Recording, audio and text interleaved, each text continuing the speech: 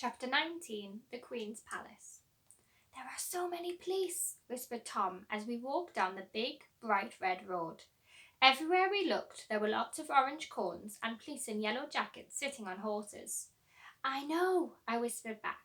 We didn't really need to whisper, but seeing so many police cars and officers was making us both nervous, especially as we weren't with a grown-up. "Come on," I said, pulling Tom behind me. "Let's go." We walked just as fast as we could, but the red road was long, and it felt as if we'd been walking for miles before we finally saw the fountain the taxi-man had told us about. "Look," said Tom, pointing up at the giant black gate of the palace. The spiked ends looked like they had been dipped in gold, and there were hundreds of people everywhere. It looked like this.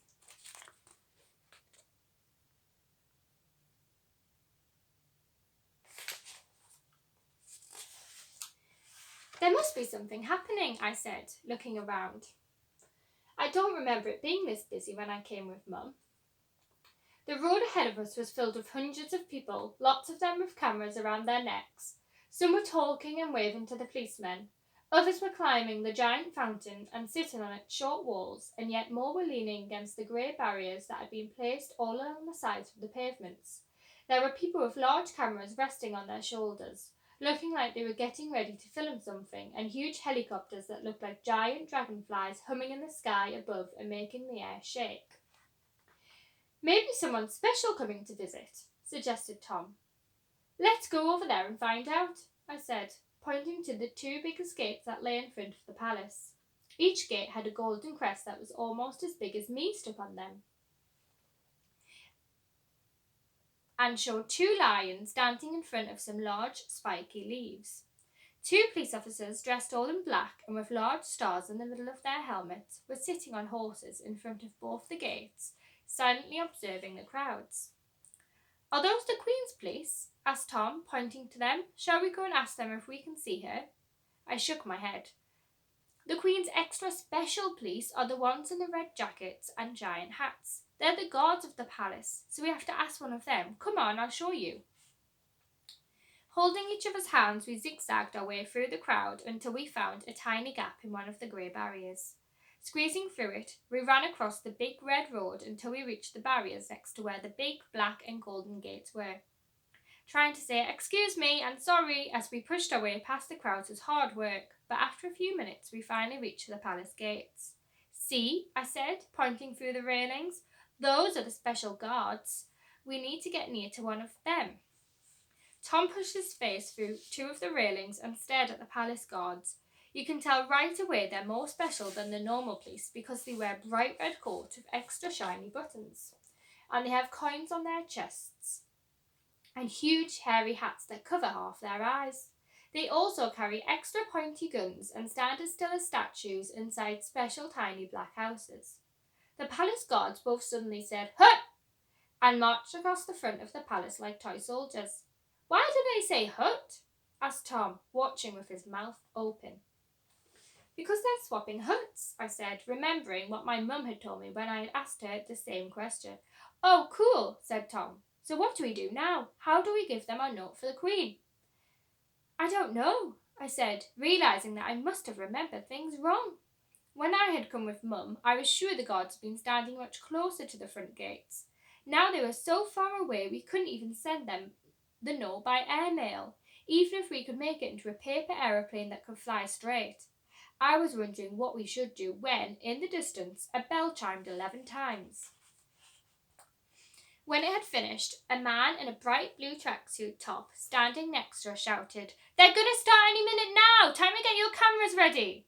A large group of people standing in front of us quickly got out their cameras, and everywhere I looked, hundreds of people began doing the same thing. Then suddenly everyone fell quiet. I looked back through the gates towards the palace. Both the palace guards were standing extra still, and like a sweet wrapper being crunched together every few seconds, we heard the distant sound of marching. "Look!" cried out Tom, clinging onto the gate for a better view. He pointed towards the water fountain where, from far away, little dots of red and black and gold were marching and playing trumpets and drums. "Let's get to the front," I whispered, and saying "sorry" and "excuse me please," We pushed our way back to the front near the grey barriers. "Look, over there," said Tom, prodding me as he pointed to where the two large palace gates stood closed. "There's none of these barriers on the pavement there. See? We might be able to reach the guards better from there." I leaned forwards just as far as I could and looked more closely. Tom was right. There were no barriers on that part of the pavement at all, which meant anyone standing there could easily pass a note to one of the guards as they marched into the palace. "You're right, let's get closer." But before we could push our way along the barriers to the corners of the pavement where there were none, we heard a police officer shout, "Everyone, stand back, the gates will open now." As the crowd surged forwards and forced us to press up against the barriers, we saw the large gold-crested gates begin to swing open from the inside. The palace courtyard was now filled with lots of palace guards who had silently joined the two we had seen before and were all standing still. "Whoa, that's awesome!" cried Tom, his eyes wide and his cheeks pink as he pointed back up the main road toward the fountain. What had seemed like a tiny flash of red and gold and black from a distance had now transformed into hundreds of tall soldiers, marching in time as drums and trumpets filled the air. Led by a man dressed in a shimmering golden jacket who was carrying a stick topped by a diamond that was as big as a doorknob, they all marched towards the gates with a rush of energy that made the ground shudder. I opened my mouth, but nothing came out. I'd never ever seen anything like this in real life before. "Turn hut!" shouted someone from behind the palace gates. All the soldiers immediately stamped the ground with one foot and swiveled around on their extra shiny black boots to face the open gates. "The man in the gold coat," said Tom, poking me in the arms. "He must be extra special. Let's give him the note. But look, they're going in now." Everyone around us flashed their cameras as the man in the golden coat and the palace guards behind him marched closer and closer to the palace gates. The other guards, waiting in the palace courtyard, suddenly began to march on the spot, before beginning to march out through the gates. "Oh, I get it!" exclaimed Tom. "They're changing over! So those ones are going home, and those ones behind the man in the gold coat are going to stay here with the Queen." But I turned around. "That means the gates are going to be shut as soon as the swap is done, and when they were, we wouldn't have another chance to get our note to the Queen."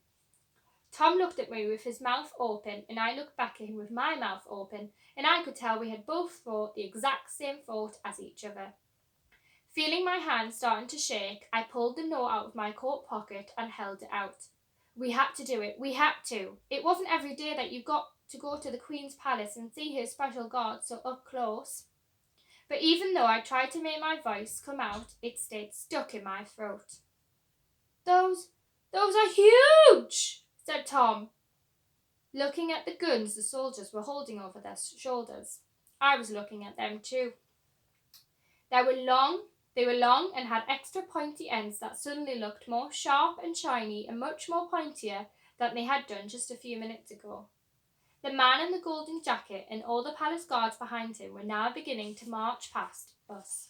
In just a few seconds, they would be entering through the gates. And when they did, and those gates were closed, there would be no chance of telling the Queen about Ahmet, and it would be all my fault. I clutched the note tightly. I could feel my heart thumping in my throat and my fingers beginning to sweat. And then somehow I began to move. I think when you're the most scared you've ever been in your life and have to do something you've never ever done before, your brain switches off and your arms and legs do all the thinking for you, which is why you feel as if you're moving underwater. That's what happened the moment I began running. I felt as though I was running underwater and if someone else was doing everything for me. When of course they weren't, it was all me. I felt myself clambering over the barriers in front of me and slowly running out onto the red road. I could feel people's eyes turning to watch me and a sudden breeze on my face. From underneath my feet, I could feel the surprisingly bouncy surface of the road as if it was a soft red carpet. And in my hands, I could feel the rough edges of the note. All around me, the sound of drums and trumpets and the crunching of boots faded away. And then suddenly I was there, standing behind the last row of the Queen's special guards as they were walking into the palace. I watched as my right hand lifted itself higher and higher and higher until it finally touched a red-coated elbow. And without even telling it to, my mouth opened and shouted, "Excuse me, sir!" And that's when everything went funny. Because suddenly the whole world sped back up. And there were people gasping, and cameras flashing, and hooves thundering, and helicopters helicoptering. And before I knew what was happening, a looming tower of policemen with shiny stars on their helmets surrounded me, blocking out the sky. Everything started to fade away into a sea of black. I felt my legs wobble like a big plate of runny jelly, and a crashing in my ears began to roar as the ground rushed up to meet me.